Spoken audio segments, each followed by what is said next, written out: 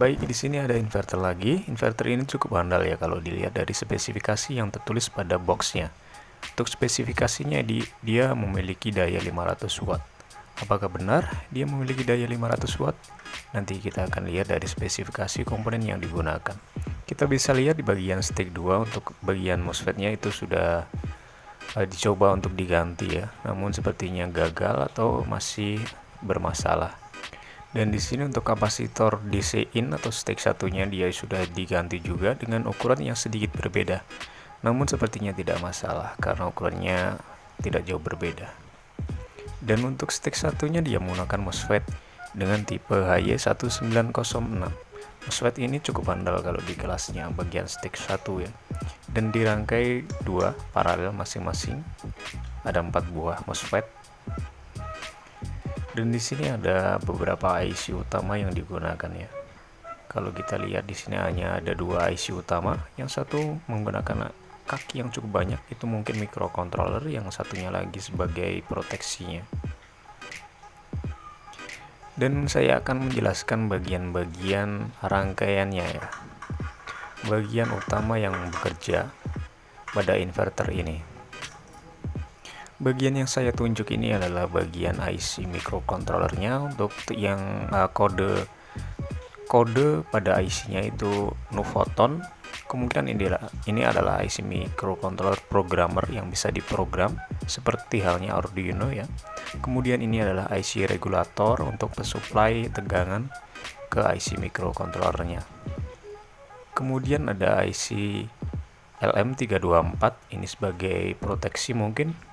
Bisa juga untuk mendriver bagian stack 2 atau bootstrap ya, atau driver jembatan untuk stack 2. Kemudian ini adalah bagian bootstrap stack satunya atau pengaman juga untuk MOSFET jika terjadi konslet. Bootstrap ini sebagai pengamannya.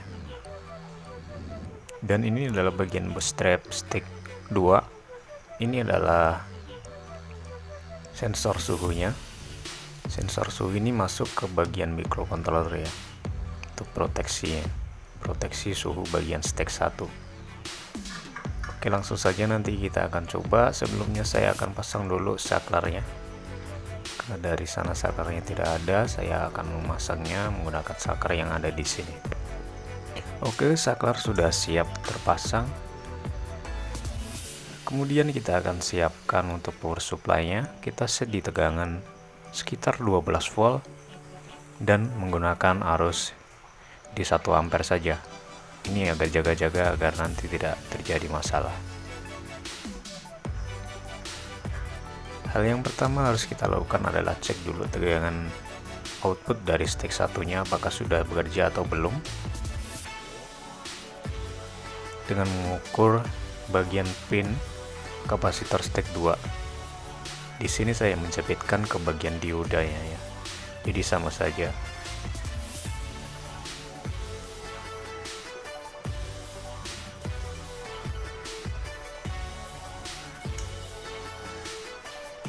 Oke, untuk bagian stack satunya tegangan sudah mengeluarkan di sekitar 270 volt DC ya. Ini sudah normal untuk tegangan stack satunya. Dan konsumsi arus pada stack 1 atau standby-nya itu sekitar 0,57 ampere atau setengah ampere. Itu standby ya, tanpa stack 2. Dan kemudian yang harus kita lakukan adalah mematikan bagian stack satunya. Ini agar tujuan ini adalah untuk mengukur stack 2 bagian gate-nya. Kita harus matikan dulu tegangan output dari stack satunya dengan melepas jalur pin bootstrap ini ya.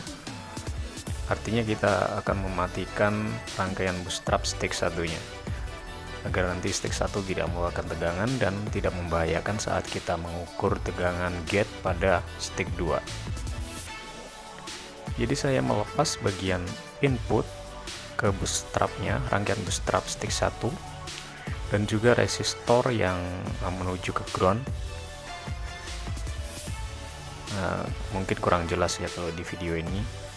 Intinya kita akan mematikan bus trap, rangkaian bus trapnya bagian stack satunya ini.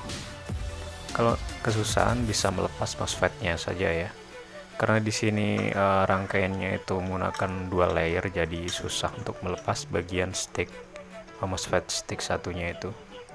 Untuk melepas MOSFET-nya susah. Dan ini adalah tampilan, mungkin kurang jelas ya, sudah saya lepas resistornya. Kemudian kita bisa pastikan lagi untuk stack satunya tidak mengeluarkan tegangan sama sekali.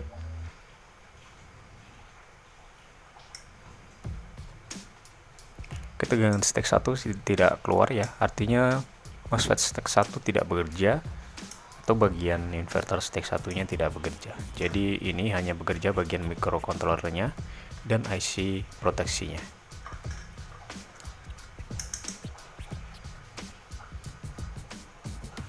Selanjutnya kita bisa menguji untuk bagian tegangan stack 2 ya. Kita pastikan ada tegangan pada bagian stack 2. Setiap MOSFET yang bagian stack 2 itu harus ada tegangan sekitar 5 volt. Dan di sini pengukuran stack 1 pertama dia tidak mengeluarkan tegangan. Kemudian MOSFET stack 2 kedua ada tegangan 6 volt.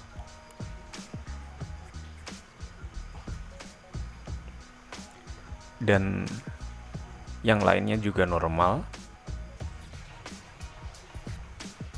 Untuk gate stack 2 ya, MOSFET stack 2 nya normal. Hanya ada satu ini yang bermasalah. Tegangannya tidak normal. Tidak ada tegangan bagian gate-nya. Sedangkan yang lain itu ada tegangan.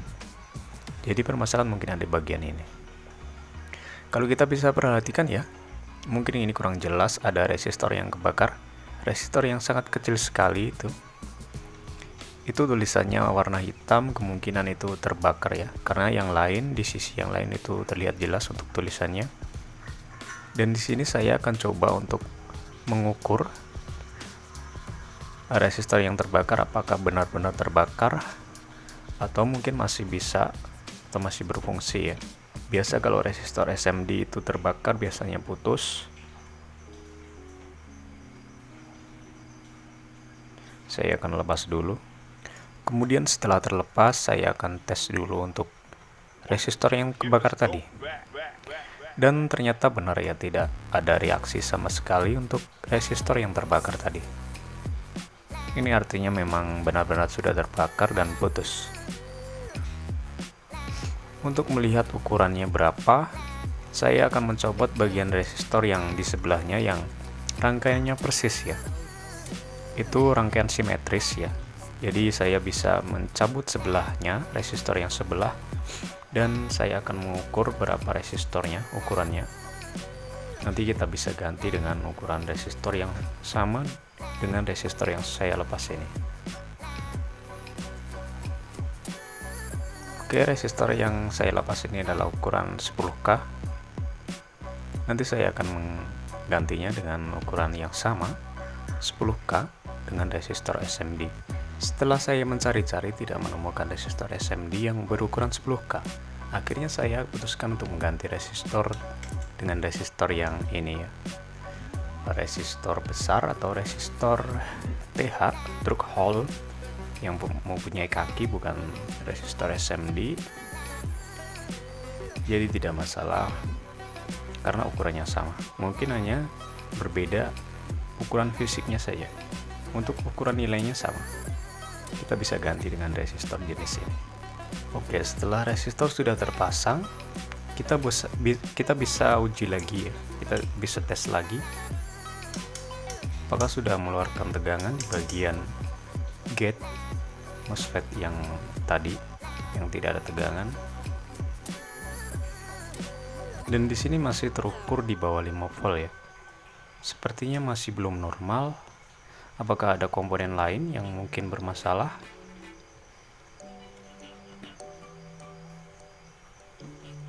Untuk tegangan input bootstrapnya ada 12 volt. kemudian ke gate-nya itu hanya sekitar 1 volt ya.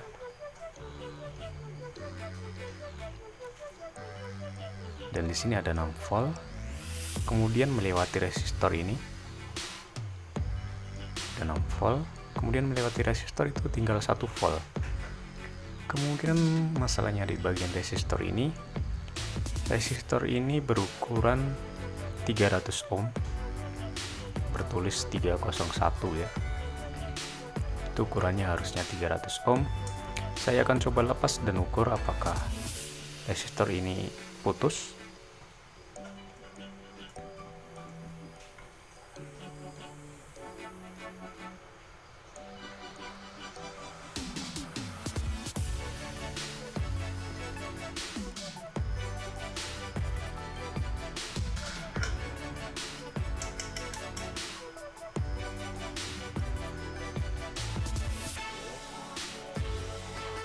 Dan ya, memang untuk resistor ini putus ya. Jadi tidak bisa menyalurkan tegangan ke gate MOSFET-nya. Saya akan ganti dengan resistor yang besar lagi karena saya tidak punya resistor SMD yang kecil-kecil ini ya. Saya menggantinya dengan resistor yang besar. Namun ukurannya sama jadi tidak masalah. Oke, setelah resistor sudah terpasang, kita cek tegangan gate. Oke, untuk tegangan gate ini sudah normal ya. Sama tegangan sebelahnya, yaitu 6 volt, sekitar 6 volt. Setelah ini kita akan coba menggunakan osiloskop apakah sudah mengeluarkan gelombang kotak ya. Untuk memastikan sekali lagi. Dan nanti biar tidak bermasalah ya. Jika sudah mengeluarkan gelombang kotak itu artinya sudah normal untuk bagian stek 2 ya.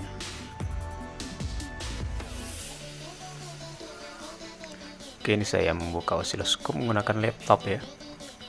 Untuk osiloskop yang saya gunakan itu seperti yang biasa saya gunakan di video-video sebelumnya. Kita tancapkan probe positif osiloskopnya ke bagian gate MOSFET-nya stek 2. Di sini tidak ada cantolan ya. Jadi susah sekali saya mencantolkan probe ini. Jadi saya tambahkan kawat untuk cantolan probe-nya.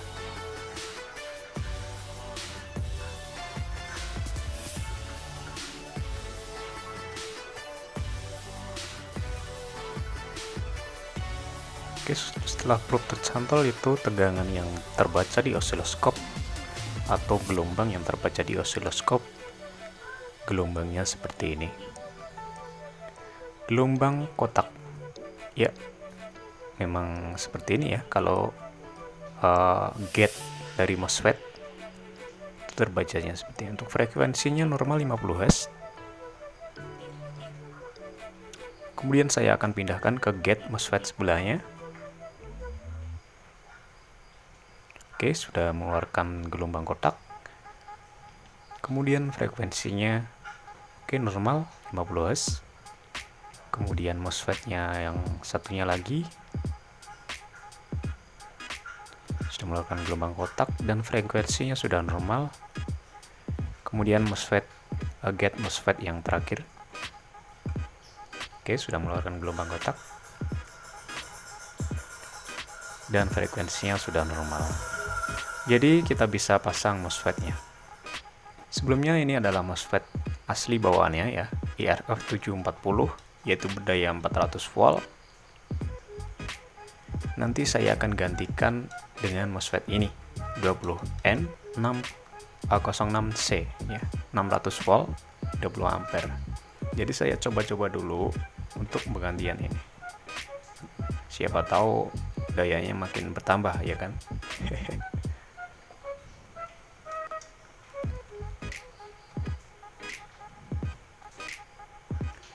Untuk pemasangan kaki MOSFET ya di bagian atau di PCB double layer seperti ini tuh sangat susah sekali ya. Kalau kita pakai sedot seperti ini biasanya kakinya itu ikut naik atau lapisan tembaganya itu ikut terkelupas karena tersedot oleh sedotan timah ini. Jadi saya sarankan jangan menggunakan metode seperti saya ini, itu bisa merusak PCB. Jadi kalau mau memasang itu langsung tancap, kemudian langsung dipanaskan dengan solder. Jadi seperti ini, metode seperti ini ya. Kita panaskan kakinya semuanya, kemudian sambil dorong MOSFET agar masuk ke lubangnya ya. Karena di sini bekasnya sudah copot semua, bekas lapisan tembaganya itu sudah tercopot semua. Karena memang susah untuk melepas MOSFET di jalur multilayer seperti ini, double layer maksud saya. Oke, setelah MOSFET sudah terpasang semua, waktunya kita akan uji coba lagi ya. Uji coba pertama ini, apakah dia normal. Sebelumnya kita kembalikan dulu resistor yang kita lepas tadi di bagian bootstrap stack satunya. Nanti kalau tidak dipasang, nanti stack 1 tidak bisa menyala dong. Jadi kita kembalikan lagi. Setelah bootstrap stack 1 sudah dikembalikan ya resistor tadi, kita bisa langsung coba.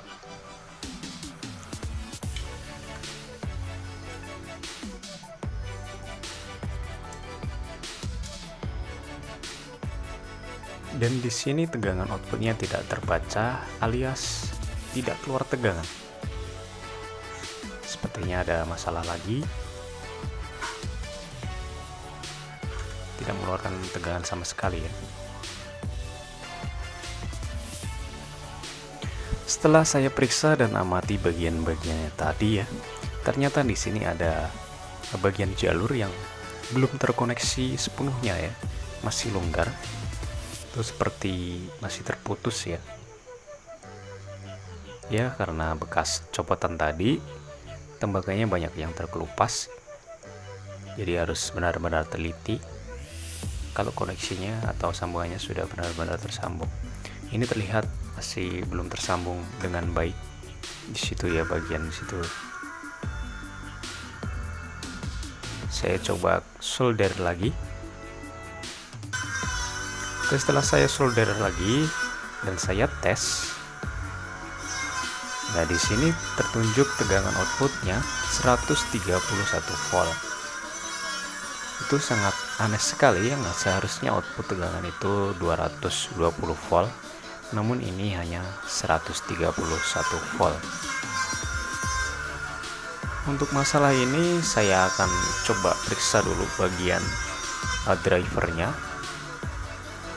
Karena ini adalah rangkaian SMD, cukup sulit sekali untuk mengikuti jalur-jalurnya. Jadi saya akan gambar dulu untuk jalur-jalurnya dan memeriksa bagian-bagiannya. Dan ini adalah cara saya untuk mengetahui bagian-bagian dari rangkaian ini agar lebih detail untuk jalur dan komponen-komponennya, fungsinya untuk apa saja. Karena tadi untuk stack 2 itu mengeluarkan tegangan 130 volt, itu kemungkinan masalah ada di bagian drivernya. Karena tadi sudah terukur ya, untuk gate masing-masing dari MOSFET stack 2 nya itu sudah normal dan sudah terlihat jelas di osiloskop untuk gelombangnya dan frekuensinya sudah normal. Jadi saya beranggapan bagian driver yang bermasalah. Untuk mengetahui bagian driver, bagaimana sistem kerjanya, saya menggambar dulu untuk skemanya.